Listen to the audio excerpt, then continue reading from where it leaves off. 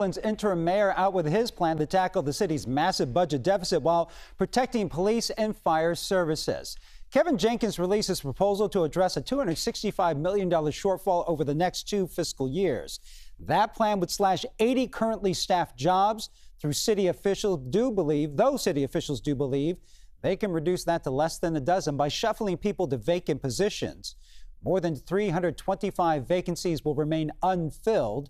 The budget would also fund 678 police officers and 23 fire engine companies, but shut down 2 of them on a rotating basis. And as Lauren Toms reports, it also bets on the idea that Oakland voters will be willing to approve another tax.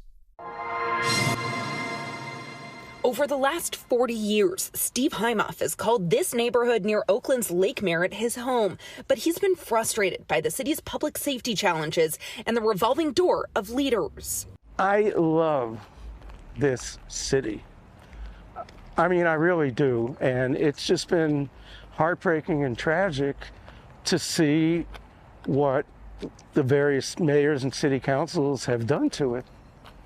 Makes me angry. Interim Mayor Kevin Jenkins' budget proposal aims to protect public safety resources with no proposed cuts to police or fire. It seeks to add 6 new police academies and 2 new fire academies in the next 2 years. But the budget relies on a proposed property tax hike that, if approved, would go before voters in June of next year. Less than a month ago, Oakland voters approved an increase to the city's sales tax to help address the budget issues. Steve owns a small condo and lives mostly off Social Security. He says while public safety is a priority, it shouldn't be funded off the backs of residents like him. But it never changes, because every time the city council has some brilliant idea that's going to cost a lot of money, who do they turn to? Us.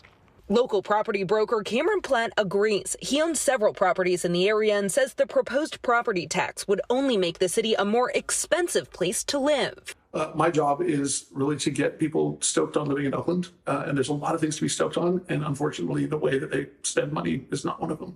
So it makes my job harder, and it makes it, it just makes it more challenging. The proposed tax could bring in another $40 million to the city that's facing a $260 million budget deficit over the next 2 years. Former Oakland City Administrator and Berkeley professor Dan Lindheim tells us that the proposed hike is necessary, but it may not do enough to solve the budget problems in the long run. I think it does a good job of balancing the current or the upcoming fiscal year.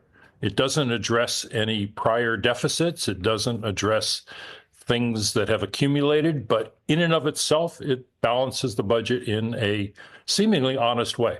It's a double-edged sword that residents like Steve know all too well in Oakland. He says he has considered leaving, but it's the heartbeat of the city he loves that keeps him around. So in a way, I don't want to go, because I still love this town.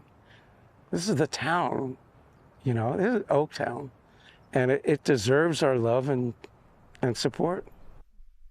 Well, Oakland Mayor-elect Barbara Lee called the budget a step in the right direction. She gave her input on the proposal as incoming mayor.